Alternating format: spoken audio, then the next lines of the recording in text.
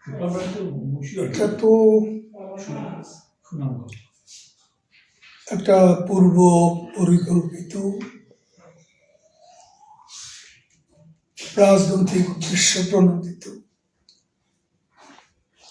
পূর্ব নির্ধারিত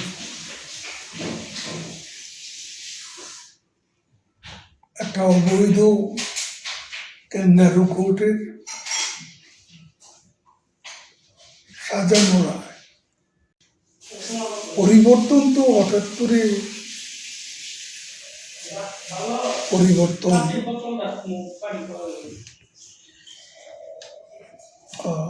আসে না। এটা ইমিডিয়েট একটা ইম্প্যাক্ট আছে, যেটার একটা সুদূর প্রসারী আফটার ইফেক্ট আছে। রায় ঘোষণার পরে আওয়ামী লীগের মধ্যে কি প্রতিক্রিয়া দেখছেন? আমরা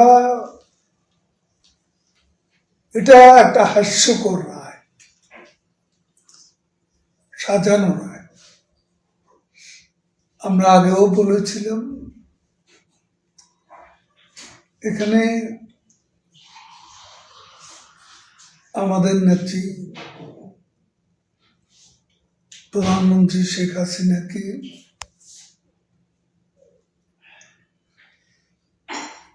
আত্মপক্ষ সমর্থনের কোন সুযোগ দেওয়া হয়নি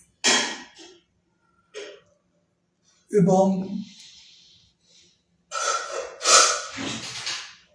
এ রায়টা ছিল এ ধরনের ঘটনা বোধ কোন দেশের মামলার রায় ইন অ্যাবসেন্সিয়া মৃত্যুদণ্ড দেওয়া, এরকম একটা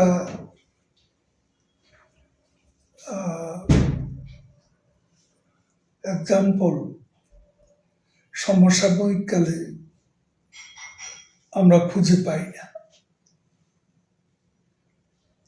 আওয়ামী লীগ এ রায় ঘৃণা ভরে প্রত্যাখ্যান করে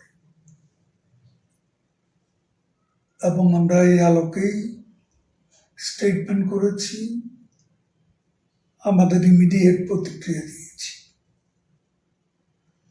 আমরা আমাদের নেত্রীকে চিনি, তিনি এ ধরনের ভার্ডিক্টের পরোয়া করেন না। তার বিরুদ্ধে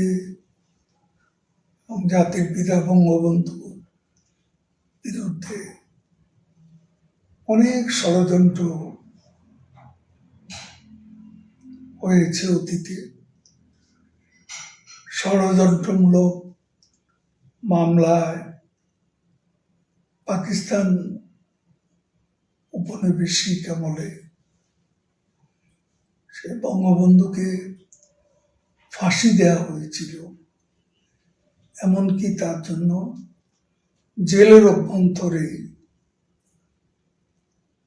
কবর খোঁড়া হয়েছিল। সেখান থেকে তিনি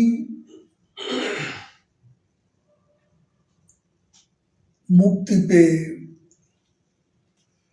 জাতির পিতা হিসাবে বাংলাদেশের রাজনীতিতে তথা বাংলাদেশে তিনি প্রত্যাবর্তন করেছিলেন। ভারত তো আমাদের নেত্রীকে আশ্রয় দিয়েছে, তিনি নিরাপদে আছেন মৃত্যুর মুখ থেকে এবং মৃত্যুর মুখোমুখি হয়ে 24-এর 5 আগস্ট লাকিলি এসকেপ করেছে এবং ইন্ডিয়াতে আশ্রয় নিয়েছে। আমরা অনেকে আছি। এখন ভারত সরকারের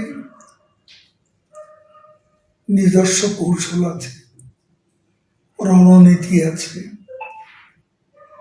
এবং আজকে বাংলাদেশকে নিয়ে ডিপ স্টেটের যে রাজনৈতিক খেলা,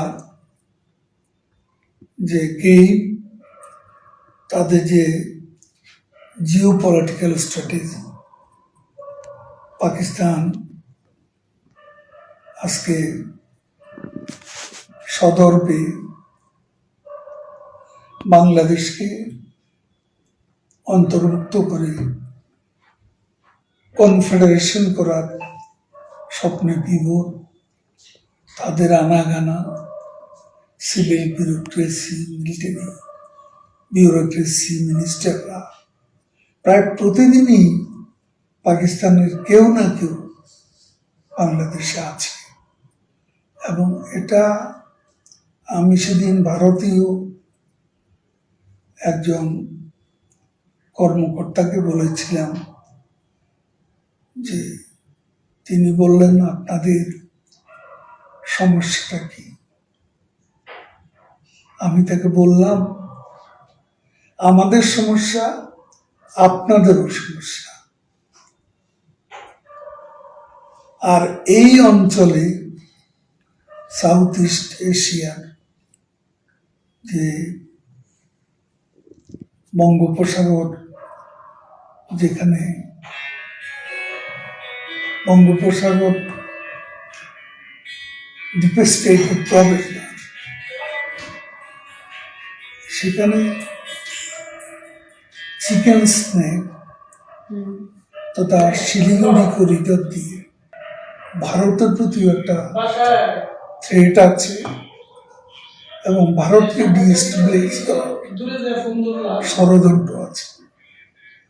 এই হিসাবে ভারতের অভিজ্ঞ প্রাজ্ঞ নেতারা তাদের সিকিউরিটি, তাদের ইন্টেলিজেন্স, তারা নিজেদের স্ট্র্যাটেজি নিজেরাই ঠিক করবে। অবশ্যই আমরা লড়াইটা কেন করছি? দেশের প্রত্যাবর্তনের জন্য। Thank you.